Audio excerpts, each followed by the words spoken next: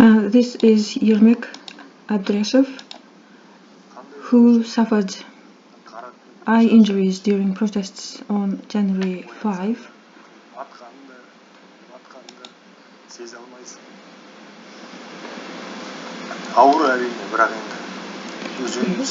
He says he was tortured in custody. He's a 37-year-old who had just left the intensive care unit, was abducted by special forces, preventing him from receiving urgent medical treatment. He was beaten in the pre-trial detention center. He is now blinded and having difficulty to adapt to this dark reality.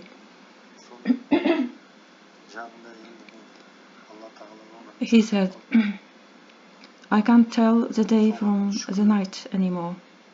I'm having a hard time to adjust, although I try to calm myself and not get too upset about it. It's not only me having the hardest time of my life at the moment. There are so many others in similar situation. Some of them even lost their lives." It happened on the 5th of January at the crossroads of Kurmangazi and the Furmanov Street, when he noticed a group of people were trying to take down a traffic light post. He walked towards there to stop them. He said, "As I approached those men, I had a sudden hit on my eyes. It was so sudden. I felt such an excruciating pain in my whole head and brain, and sudden brightness in my eyes." And he lost his consciousness.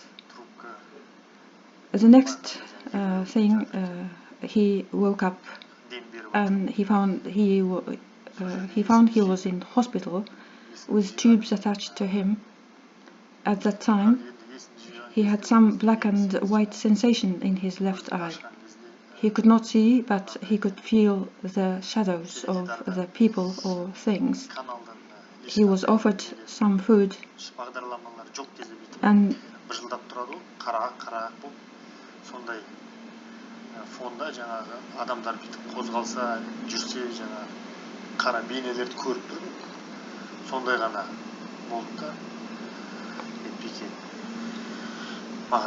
he's explaining how he could see black and white vision in his eye at that time when he was in hospital, when he woke up in the hospital.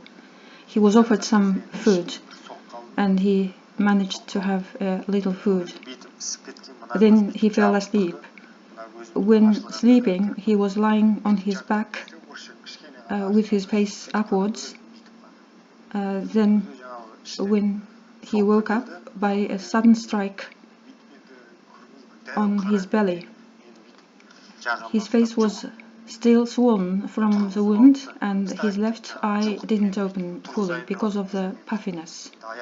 So when I was struck, I noticed a large dark shadow over me. He pulled me up and ordered me to get up. I got up and started looking for clothes and shoes by touching around. And that dark figure started shouting and yelling, using obscene language, because he thought I was being slow.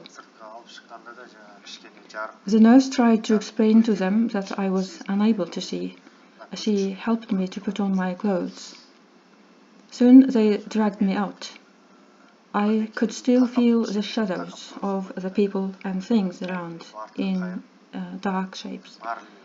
They put me against something and my hands cuffed on my back.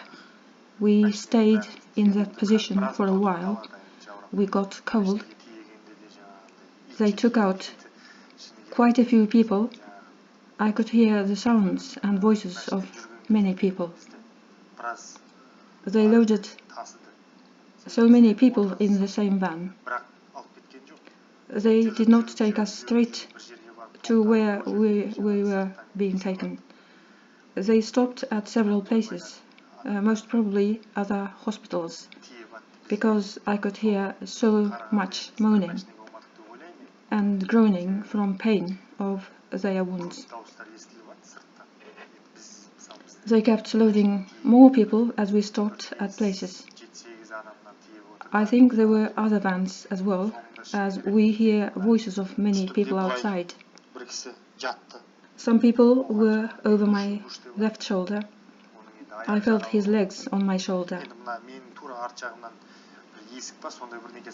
The way it happened was so that there was a door nearer at my back. So they opened that door and threw that wounded person in. He fell over my shoulder as he was pushed, he was thrown literally. And someone else landed on my right shoulder. He sounded like older person. Because I was sitting with my hands at my back, I was also feeling pain from his weight, and my hands became numb. So I had to keep asking them to shift a bit from time to time. We were all sitting, sandwiched against each other, pressing against each other. There was a guard who kept hitting the ones who groaned from pain. He was also hitting the ones who tried to speak.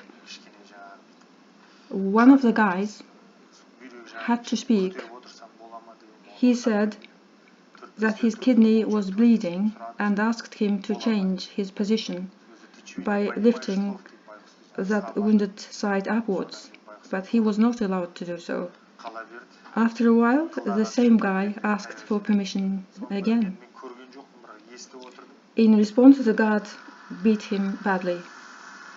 The poor guy moaned a bit more from pain, and he was beaten again for making moaning sound, although I couldn't see. I heard all these.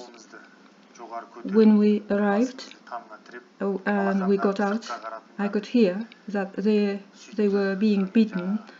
They were beating one of the guys severely, and about 4 or 5 meters from me, the guard was speaking Russian. The wounded guy was being told to lift his arm, but he was saying that he couldn't lift his arm because his arm was wounded. I heard the sound of hard beatings. We were outside.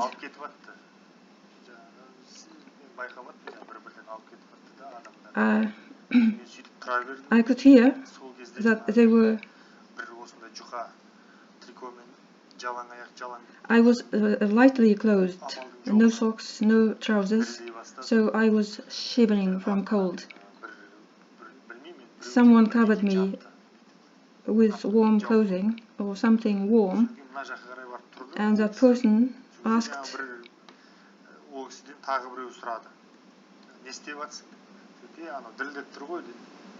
what he was doing. He answered that I was shivering from cold.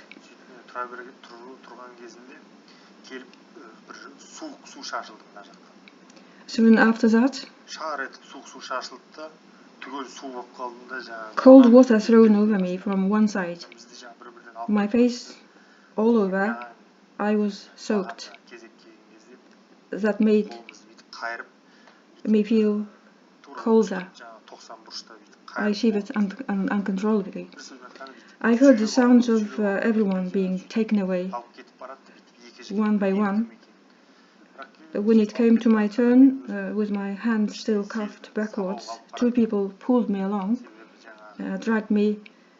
I did feel that they were taking me to a place to beat me, because I did hear of beating around and groaning and screaming of the beaten.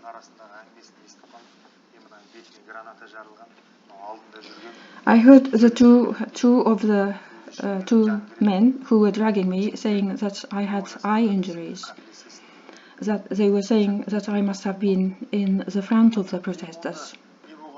I told them that they were mistaken. They suddenly stopped and said, "Okay, speak up, tell us what happened." I would tell them, I would tell you if you listen, I told them. They released my hands and they told me to get on all fours.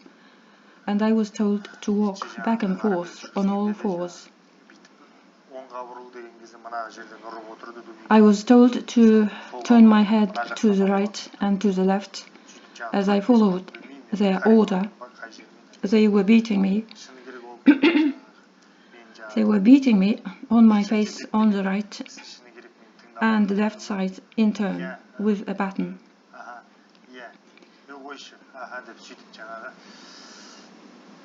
They were mocking me as I spoke, saying, "Okay, okay, keep going. What else do you want to say?" So they were asking all this mockingly, but they really were not listening. I told them that they were not paying attention to what I said. They got annoyed. They got annoyed and struck me on my head with the baton. After all that beating, the wounded detainees were brought to a cell. They were told to stand, to keep standing, until they were allowed to sit. They were told not to sit and not even lean to the bed. When it was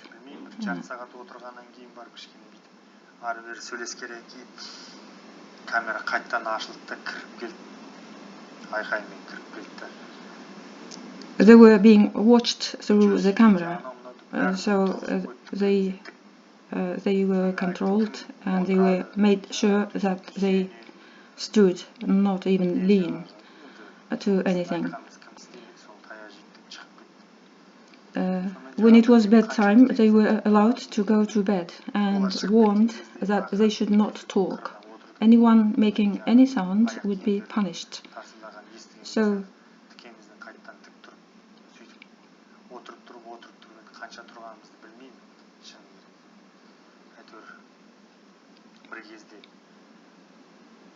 келіп айтты, енді болды, енді жата берсеңдер болады деді, отбой деді.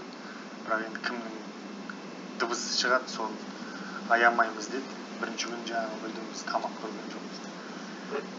Екінші күн жаңағы. So they went to bed without eating. The second day they brought some food. He couldn't eat the food as it was half cooked and tasteless.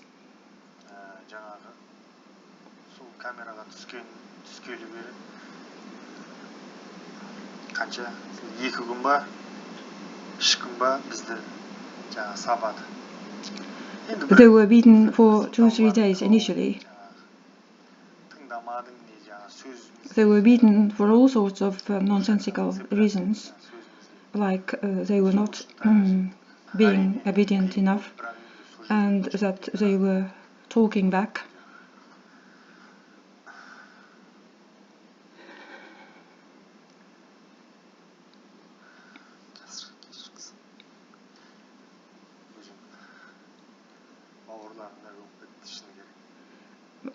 But I'm so grateful to the guys, detainees next to me in the same cell. They looked after me.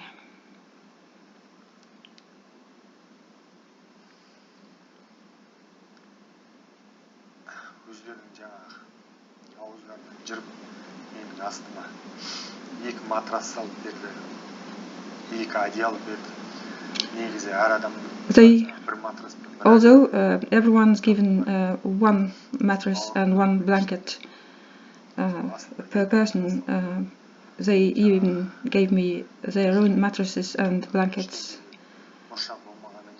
They gave me their own mattresses, and they did the cleaning instead of me when it was my turn. They fetched me water. I can tell you, none of them are terrorists.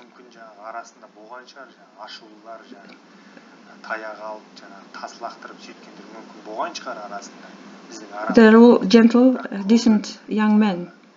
During protests, of course, some protesters got angry because of the tear gas and stun grenades, and they threw stones in response. But that was all. They did not cause any other destruction. They were all trying to help each other. This guy, who was with me in the cell, said there were two guys on the ground near him. One of them was silent, probably dead.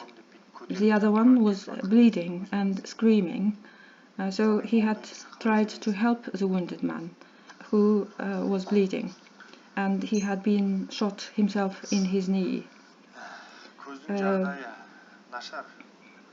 Yermek's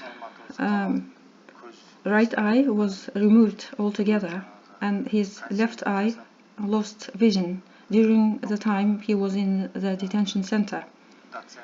Now left eye has also gone completely dark. 4 doctors had a consilium and explained to him that he is now blind. They can't save his second eye. I have all the paperwork now about the doctor's conclusion. They said it is traumatic rupture of the optic nerve.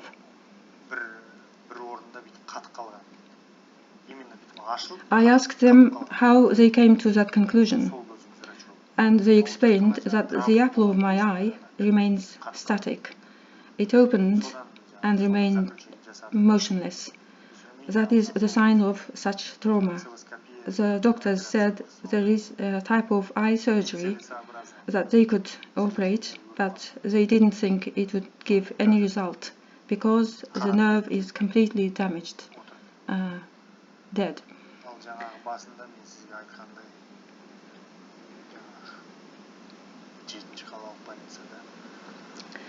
Yermek added with great regret that, as he mentioned earlier, he could see the daylight, brightness, and he could see shadows of the people when he was in the hospital number 7.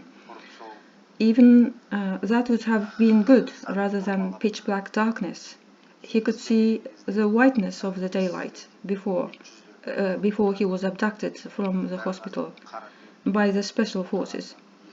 Had they not violated my constitutional rights, and had they allowed me to receive the necessary medical treatment on time, my eyesight could have been saved. Yermek